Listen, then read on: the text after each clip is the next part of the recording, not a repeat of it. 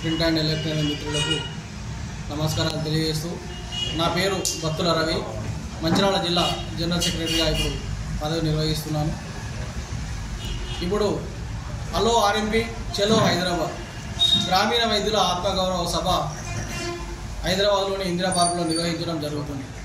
ఇట్టి సభకు ప్రతి ఒక్కరు కూడా తెలంగాణ రాష్ట్రంలో ఉన్న ప్రతి ఒక్క ఆర్ఎంపీ కూడా ఇట్టి కార్యక్రమాన్ని విజయవంతం చేసి మనకున్న ఇబ్బందులను అన్నింటినీ కూడా ప్రభుత్వం దృష్టికి తీసుకువెళ్ళడానికి అవకాశం ఉంటుంది. కాబట్టి మిత్రులందరూ కూడా తప్పకుండా ఎన్ని పనులున్నా కూడా అందరూ ఈ కార్యక్రమంలో హాజరై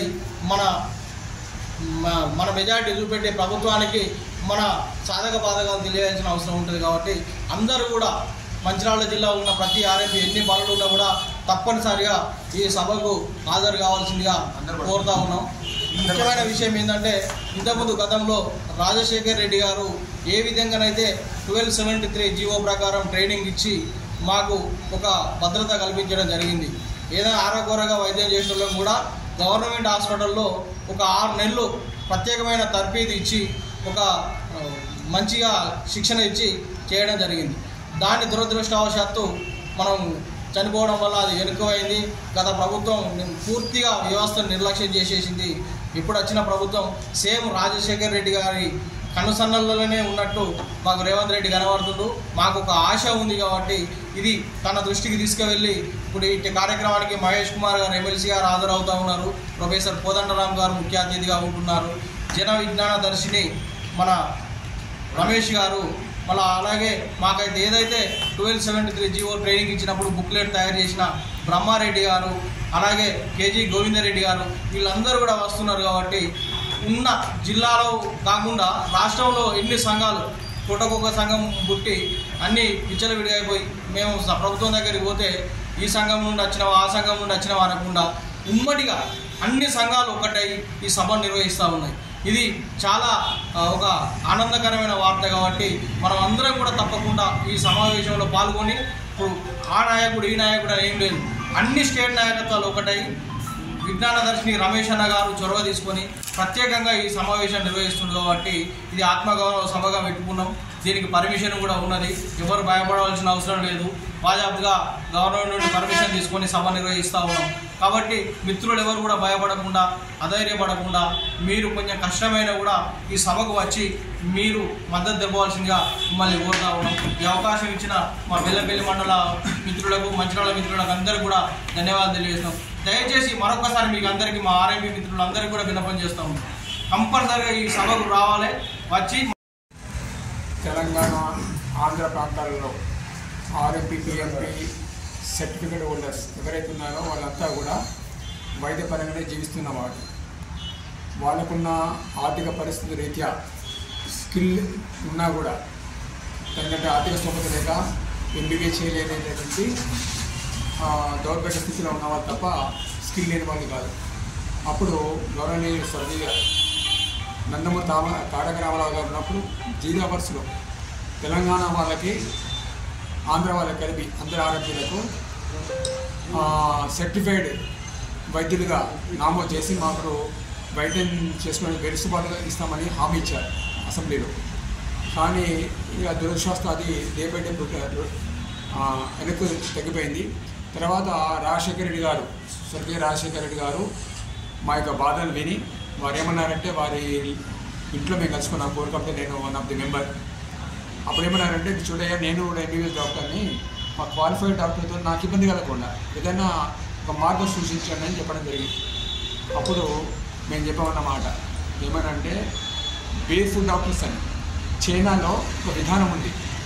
అన్క్వాలిఫైడ్ డాక్టర్స్ ఎవరైతే ఉన్నారో వాళ్ళను ఈ యొక్క కాలనీస్లలో బేర్ ఫుడ్ డాక్టర్స్కి పెట్టుకొని నియమించి చైనా ప్రభుత్వం చేయిస్తుంది.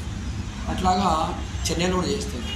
ఆ విషయం వారి దృష్టి తీసుకురావడం జరిగింది. వారు సానుకూల స్పందించి తర్వాత మాకు ట్రైనింగ్ ఇచ్చి సర్టిఫికేట్ ఇస్తారనే విధానం స్టార్ట్ చేసి దాదాపు ఇక్కడ ఉన్న వాళ్ళందరూ కూడా బెల్లంపల్లి పరిసర ప్రాంతాలు ఉన్న అందరి వాళ్ళని కూడా ట్రైనింగ్ చేసిన వాళ్ళమే, ఒకరిద్దరు తప్ప. ఆ దురదృష్టవశాత్తు ఏంటంటే ఎప్పుడు కూడా దురదృష్టం మా యొక్క వెన్నంటే ఉంటుంది. అనుకోకుండా ప్రమాదవశాత్తు రాజశేఖర్ గారు స్వర్గస్థులు కావడం వల్ల మా ట్రైనింగ్ ఆగిపోయింది. గమ్మత్ ఏంటంటే ప్రతి పార్టీ కూడా మేనిఫెస్టోలో ఆర్ఎంపీలను ఉటంకిస్తూ మీకు రాగానే తప్పనిసరి మీకు హక్కు కల్పిస్తాం, మీ వైద్యస్తున్న కొన్ని పరిధిలలో వైద్యస్తున్న హక్కు కల్పిస్తామని ప్రకటిస్తున్నారు. ప్రతి మేనిఫెస్టో ఉంటుంది. కానీ తీరా అధికారంలోకి వచ్చేదాకా మమ్మల్ని నెట్టేస్తున్న పక్కకు మళ్ళీ మా బాధను మాట్లాడండి. గమ్మత్ ఏంటంటే ప్రభుత్వం ప్రతి ఒక్క పౌరుడికి జీవనోపాధి పరంగా ఎంతో కొంత ప్రభుత్వ డబ్బులు ఖర్చు పెట్టాల్సి ఉంటుంది. కానీ ఆర్ఎంపీలకు ఏ ప్రభుత్వం కూడా మాకు ₹1 ఖర్చు పెట్టలేదు. ఒక ఎంబీబీఎస్ డాక్టర్కి వరకు ప్రభుత్వం సుమారు 40 లక్షల రూపాయలు ఖర్చు పెట్టింది. ఒక ఆర్ఎంపీ వైద్యుడికి ₹1 కూడా ఖర్చు పెట్టలేదు ప్రభుత్వం. అయినా ప్రజల మనిషిగా ప్రజలకు అందుబాటులో ఉండగా ఒక ఏమంటారు గరీబుల డాక్టర్గా పేరు తెచ్చుకొని మేము వైద్య సేవలు మాకున్న పరిధిలో అందిస్తున్నాం. దాదాపు ఎక్కడ చిత్రమూల ఘటన తప్ప పెద్దగా ఏమీ హాని జరగడం లేదు. ఏదో చిన్న జరిగిన దాన్ని బట్టి ప్రభుత్వం ఈరోజు మమ్మల్ని ఉక్కుపాద పెట్టి అందించే ప్రయత్నం చేస్తుంది. కాబట్టి మేము ప్రభుత్వం విజ్ఞప్తి చేస్తున్నాం, దయతో మేము మీ బిడ్డలమే, మేము ఎక్కడ పొరుగు దేశం నుంచి రాలేదు. కాబట్టి మానవతా దృక్పథంతో మా యొక్క వైద్యపరమైన అభివృద్ధి కొనసాగించడానికి తగిన హక్కు కల్పిస్తూ మాకు సపోర్ట్ చేయాలని మేము సవినయంగా మనం చేస్తున్నాం.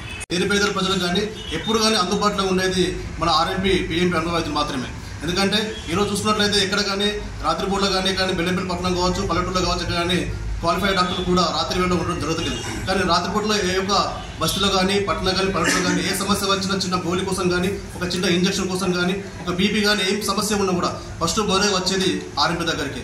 మేము చేసేది కూడా ప్రాథమిక చికిత్స మాత్రమే. ఏదైనా పెద్ద కేసులు వస్తే కంపల్సరీగా మేము కూడా మంచిగా క్వాలిఫైడ్ డాక్టర్ రిఫర్ చేస్తున్నాం. మేము కూడా క్వాలిఫైడ్ డాక్టర్ దగ్గర ఒక 5 సంవత్సరాలు 10 సంవత్సరాలు ఒక ట్రైనింగ్ తీసుకొని పూర్తిగా అవగాహన కొద్ది ఎంతో కొంత డిగ్రీ చేసిన వాళ్ళు ఉన్నారు, కొంతమంది 10th చేసిన వాళ్ళు ఉన్నారు. మినిమం క్వాలిఫికేషన్ అంటే చదువుకున్న వాళ్ళనే ఉన్నాము. అంటే మంచి చెడు తెలుసు. మా దాదాపుగా 30-40 సంవత్సరాల బట్టి ఎక్స్పీరియన్స్ ఉన్న డాక్టర్స్ ఇప్పుడు మన ఆర్ఎంపీ అనుభవం ఉన్న వాళ్ళు ఉన్నారు. బ్రహ్మానందం కావచ్చు, వెంకన్న కావచ్చు, రమణ కావచ్చు, మేము కావచ్చు, చాలా మంది ఉన్నాం. ఏదైతే మీ వ్యవస్థ ఉందో ఈ వ్యవస్థను మీరు ఏంటంటే మీరు డెవలప్ చేస్తున్న చేయండి. కాకపోతే అంటే ఏదైతే 30 సంవత్సరాల బట్టి ఉన్న ఆర్ఎంపీలో కొనసాగిస్తూ ఏదైతే కొత్తగా వచ్చే వ్యవస్థ మొత్తాన్ని ఆపండి. దానివల్ల ఏమవుతుందంటే కొత్తగా వచ్చే వాళ్ళు రారు. దానివల్ల ఏదైతే ఎక్స్పీరియన్స్ డాక్టర్స్ కొనసాగించుండండి. అదేవిధంగా ఒకవేళ మీరు ఇంకేమైనా చేయాలనుకుంటే మాకు ఒక ఉపాధి చూపించండి. గవర్నమెంట్ తరపు నుంచి లేదా గవర్నమెంట్ హాస్పిటల్స్ కానీ ఇంకే హాస్పిటల్ చూపించండి. దయచేసి మా బ్రతుకులు ఏదైనా కొట్టకండి.